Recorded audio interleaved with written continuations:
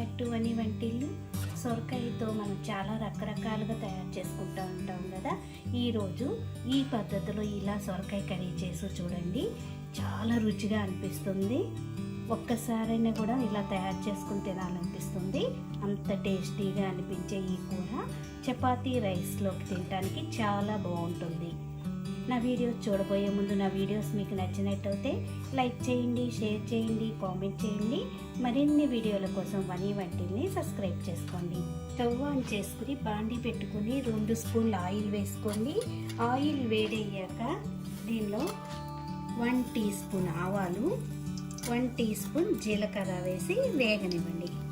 దీనిలో ఇప్పుడు ఒక ఉల్లిపాయని ముక్కలుగా కోసి వేసుకోవాలి.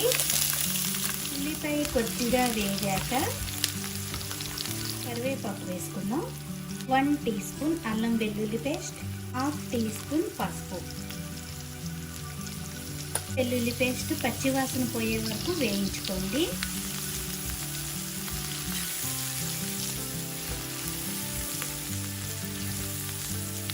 ఇలా వేగాక దీనిలో ఇప్పుడు 2 కప్పులు సొరకాయ ముక్కలు అయ్యేట్లు సొరకాయని కట్ చేసి సొరకాయ ముక్కలు వేసుకోవాలి. ఇప్పుడు రుచికి తగినంత ఉప్పును వేసుకుందాం. మొత్తం ఒకసారి కలుపుకుని మూత పెట్టి లో ఫ్లేమ్లో ఈ సొరకాయని బాగా ఉడికించుకోవాలి. మధ్య మధ్యలో మూతను తీసుకుని కూరని తిప్పుకుంటూ ఉండండి. సొరకాయలో నుంచి వాటర్ అనేది బయటకు వచ్చి ఈ సొరకాయ మగ్గే వరకు కూడా బాగా మెత్తగా సాఫ్ట్గా అయ్యే వరకు ఉడికించుకోవాలి. అప్పుడు మనం దీనిలో వేసుకోవడానికి కారం రెడీ చేసుకుందాము. మనం వేరే కారం ఏం వేయం, పచ్చిమిరపకాయల కారంతో ఈ సొరకాయ కూర చాలా రుచిగా అనిపిస్తుంది. ఒక చిన్న మిక్సీ జార్ తీసుకోండి. మీరు తినే కారాన్ని బట్టి ఇట్లా పచ్చిమిరపకాయలు వేసుకోవాలి. నేను ఇట్లా 4 పచ్చిమిరపకాయలు వేస్తున్నాను. 2 వెల్లుల్లి గబ్బాలు, 1 టీ స్పూన్ జీలకర్ర, గుప్పెడు కొత్తిమీర వేసి మెత్తగా గ్రైండ్ చేసుకోండి. గ్రైండ్ చేసుకున్న పచ్చిమిరపకాయ పేస్ట్ని ఇప్పుడు కూరలో వేసుకుని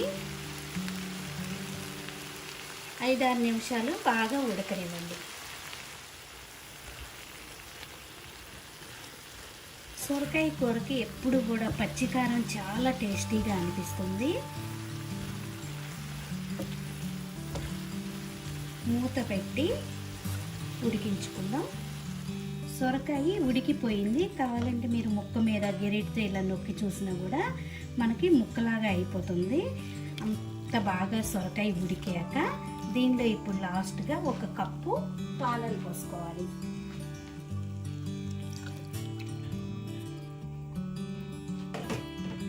ఇప్పుడు మొత్తం ఒకసారి కలుపుకుని 2 నిమిషాలు ఈ పాలతో ఈ సొరకాయని ఉడకనిస్తే కూర రెడీ అయిపోతుంది.